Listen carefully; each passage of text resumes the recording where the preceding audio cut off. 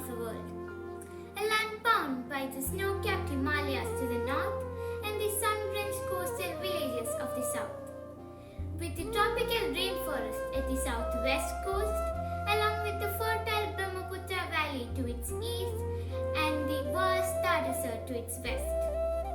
Now, let us have a brief journey to India's glorious past, how many invaders, British India and the Indian freedom movement.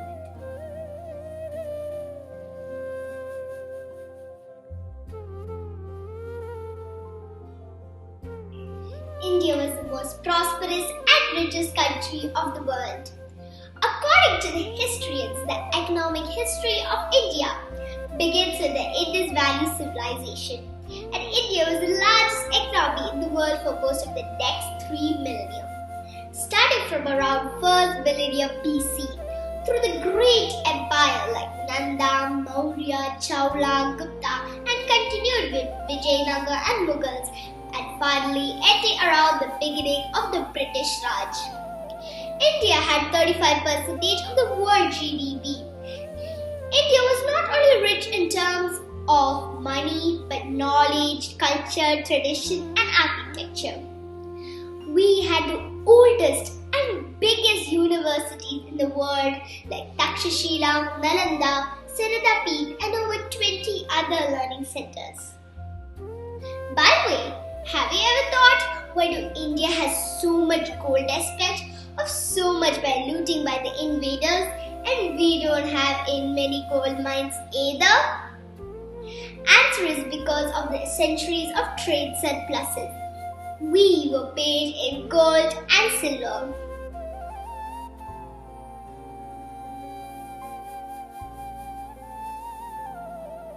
India, being a rich country blessed with a great climate, good water, splendid monsoons, natural resources, and a Vedic education, was always a golden goose for the invaders. After the Turks and the Mughals, French and the Dutch, then came the British, the beginning of the British Raj. British rule in India was the dark history of our country, starting with the Battle of Plassey. India's share on the world's economy was 23% when they arrived, but when they left it, it was reduced to a mere 4%. British industrialization was accelerated by India's deindustrialization. They started off by crushing our handloom industry. They broke the fingers and the looms. They imposed heavy tariffs. They even shipped raw materials and imported finished products. By the end of the 19th century, India was Britain's biggest cash cow and the world's biggest punchers of the British goods. Strategies were made to destroy the Indian education system and the cultural unity.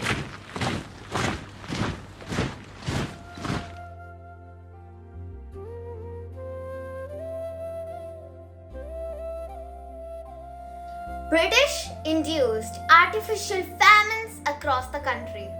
Around 15 to 29 million Indians died because of these famines. One such famine was the Bengal famine, which took around 4 million Indian lives. History says Winston Churchill deliberately drafted policy to divert the supply from civilians in Bengal for the Europeans as a reserve stockpile.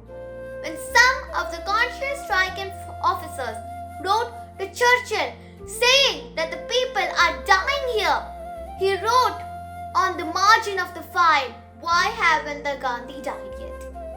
These were one of the many instances of inhuman acts of the British towards the Indians.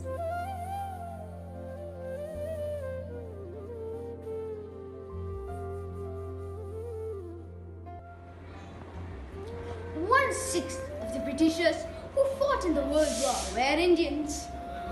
Millions of pounds were taken from India.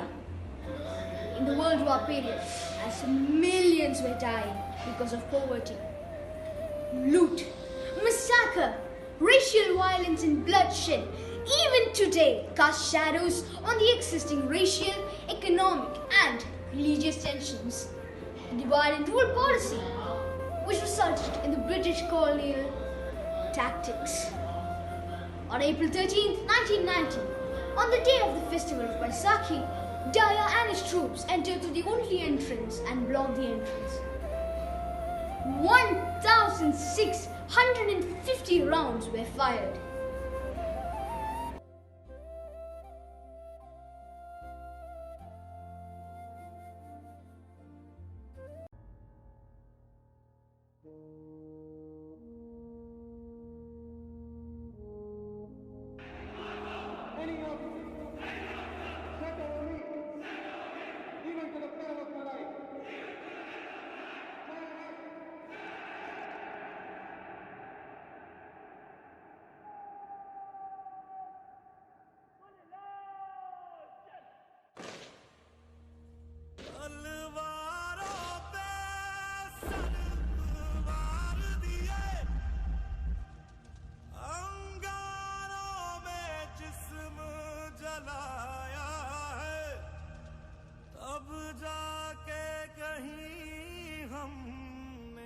Sir पे ये केसरी रंग सजाया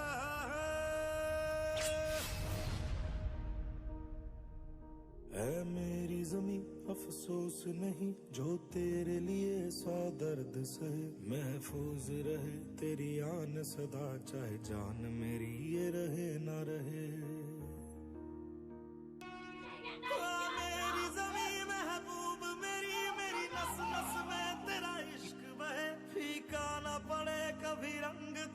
जिस्मों से निकल के खून कहे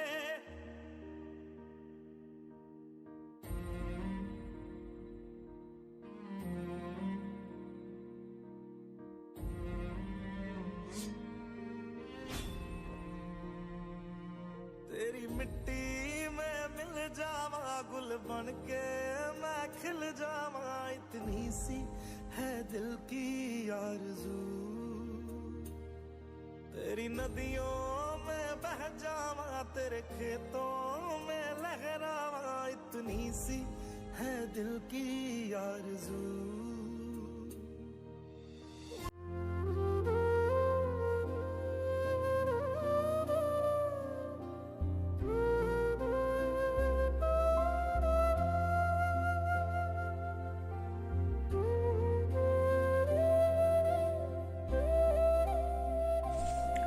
As a result of this brutal British Raj, every Indian home was turned into centers for freedom movement. Revolutionary movements for Indian independence emerged in every nook and corner of the country. Early fighters like Pulitevar, Sayyid Nisar Ali, Kerala Varma Pazhashi Raja, Rani Velu Nachiyal, Martanda Varma, Veerapandi Kattabomman, Mangal Pandey, to the moderate and extremist leaders like Gopal Krishna Gokhale, Firoz Mehta, Aurobindo Ghosh, to revolutionists Bhagat Singh, Lalbal Pal, Subhash Chandra Bose, to name a few, and many thousands of unsung heroes sacrificed their life in pride for our freedom. Finally, under the powerful leadership of Mahatma Gandhi, who employed various non-violent freedom movement, forced the British to quit India. Gandhiji's non-violent approach has provided the blueprint for future social movements around the world.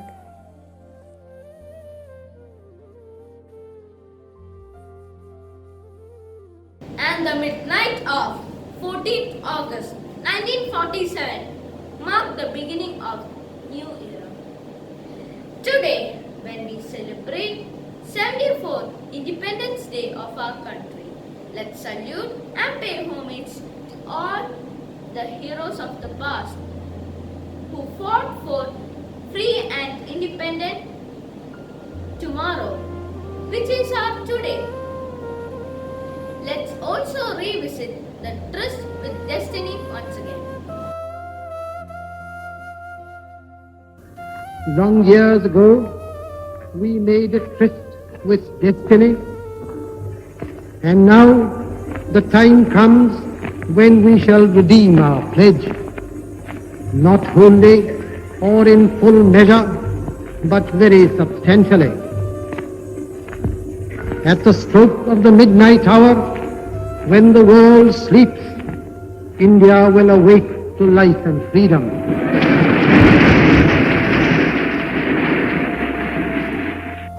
A moment comes, which comes but rarely in history, when we step out from the old to the new, when an age ends, and when the soul of a nation, long suppressed, finds utterance. It is fitting that at this solemn moment we take the pledge of dedication to the service of India and her people and to the still larger cause of humanity. At the dawn of history, India started on her unending quest, and trackless centuries are filled with her striving and the grandeur of her successes and her failures. Through good and ill fortune alike, she has never lost sight of that quest or forgotten the ideals which gave her strength. We end today a period of ill fortune, and India discovers herself again. The ambition of the greatest man of our generation has been to wipe every tear from every eye. That may be beyond us, but so long as there are tears and suffering, so long our work will not be over. And so we have to labor and to work hard to give reality to our dreams. To the people of India, whose representatives we are, we make appeal to join us with faith and confidence in this great adventure. This is no time for petty and destructive criticism, no time for ill will or blaming others. We have to build the noble mansion of free India where all her children may dwell.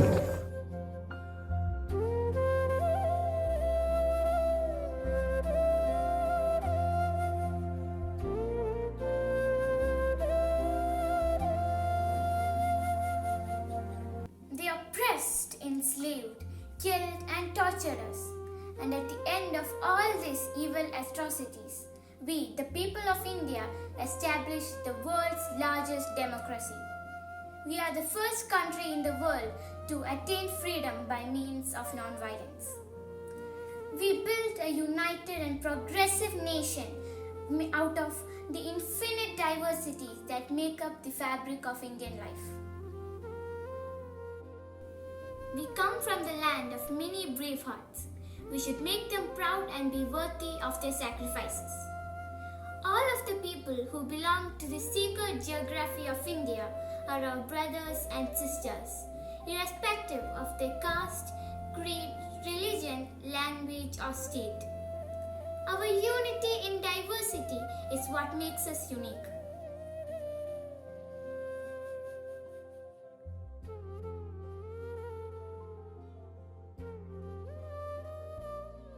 Today, India shines everywhere, and now it's our turn to bring back her lost glory.